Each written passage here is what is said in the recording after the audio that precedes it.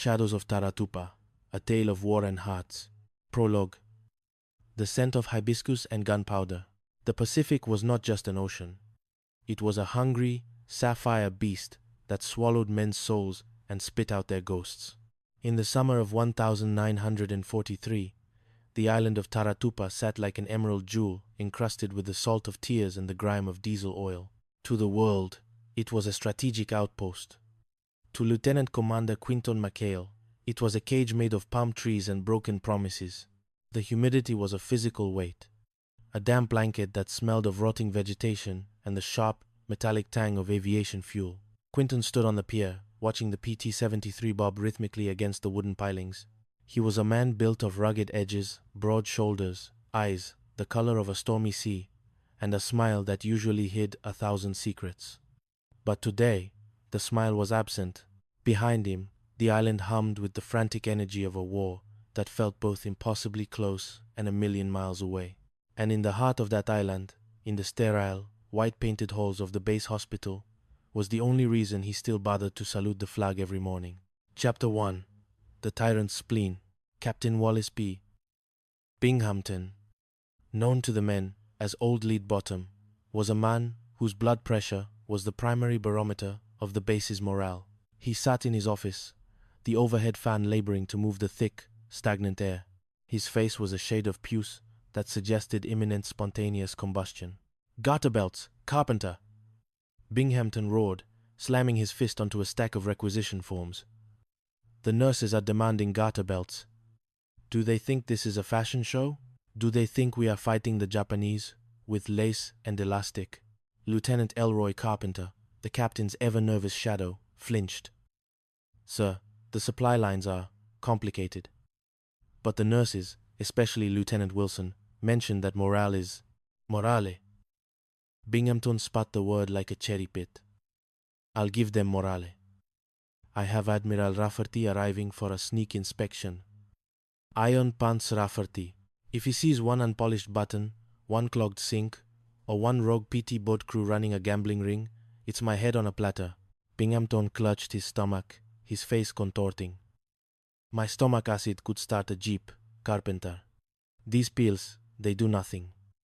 The indigestion is a fire that never goes out." He looked out the window toward the lagoon, where the PT-73 sat in defiant peace. "It's McHale. He's the ulcer, he and his gang of pirates. They treat this war like a vacation. I want them gone, Carpenter. I want them court-martialed, disgraced, and sent to the coldest rock in the Aleutians." But then, a glimmer of desperate genius lit up Binghamton's watery eyes.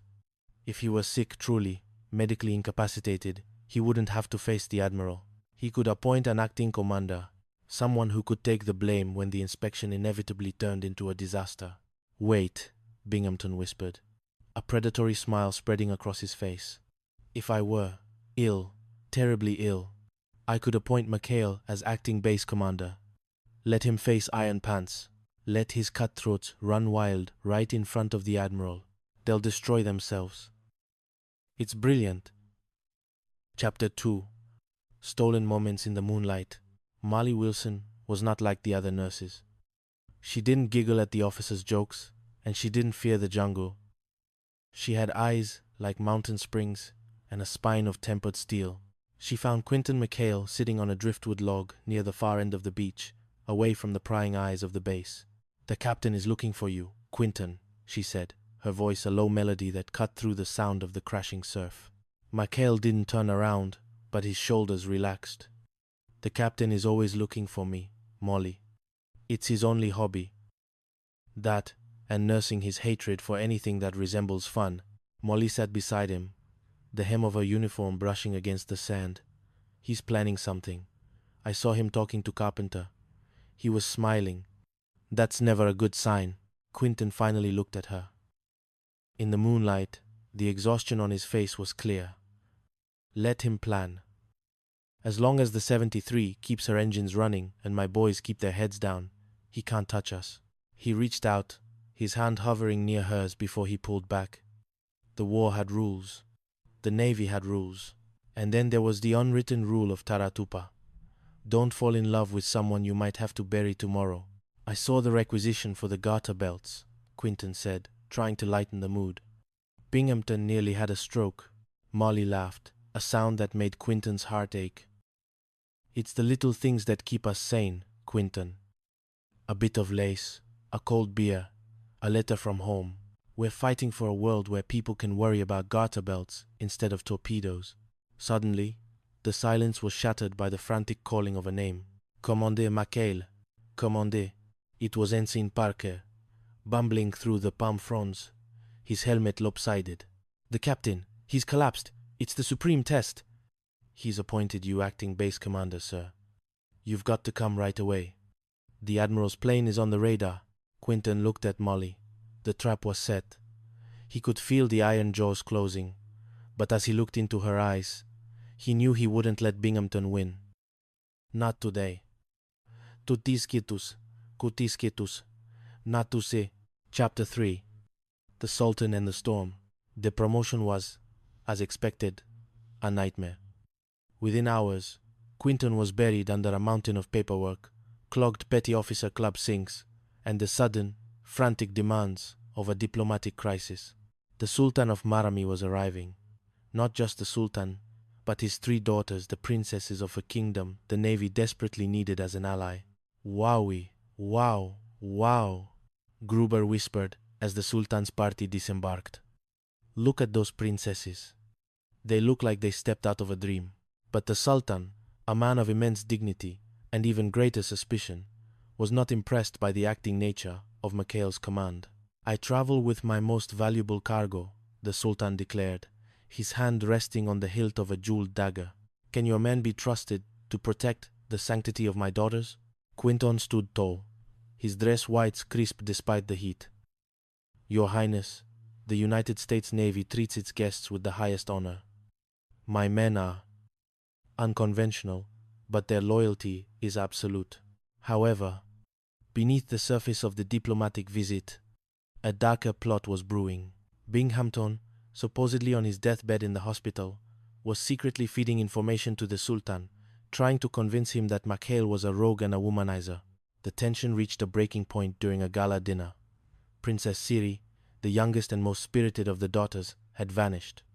She had been seen heading toward the PT-73 with Ensign Parker. If a single hair on her head is harmed, the Sultan roared, your alliance is finished. My people will join the Emperor. McHale stood in the center of the mess hall, the eyes of the Admiral and the Sultan boring into him. He knew where Siri was. She wasn't kidnapped, she was curious. She wanted to see the boat that defied the captain, but he couldn't tell the truth without exposing Parker's incompetence. In that moment, Molly Wilson stepped forward. Your Highness, she said, her voice calm and authoritative. The princess is with me. She felt faint from the heat, and I took her to the infirmary for a private consultation. Women's matters.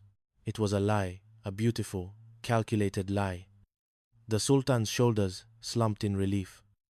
Admiral Rafferty nodded in approval, but Binghamton, watching from the shadows of the hallway, turned a dark shade of crimson. Quinton caught Molly's eye. She had saved him, but at what cost to her own reputation? Chapter 4. The Laughing Gas and the Ghost of Honor. The war began to take a toll that no medicine could cure. The men were restless. The threat of a Japanese sub in the lagoon kept everyone on edge. Binghamton, frustrated by the failure of the Sultan incident, decided to bring in a fitness board to have Ensign Parker removed from duty. He's a menace, McHale, Binghamton shouted. He torpedoed a garbage scow. He thinks a black cat is a Japanese spy. He's unfit. Quinton knew he had to act.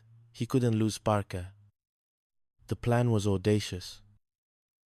They had obtained a tank of nitrous oxide laughing gas from the dental clinic. If they could get Binghamton into a happy state during the fitness board hearing, he might just cancel the whole thing. But as with everything on Taratupa, the plan went sideways. The gas leaked into the ventilation system of the entire headquarters. The scene that followed was one of surreal madness. The Admiral began to dance with a mop. The stern members of the fitness board were giggling over the nomenclature of a machine gun.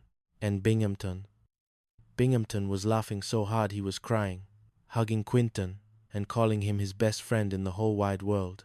In the midst of the chaos, Molly and Quinton found themselves alone in the supply room.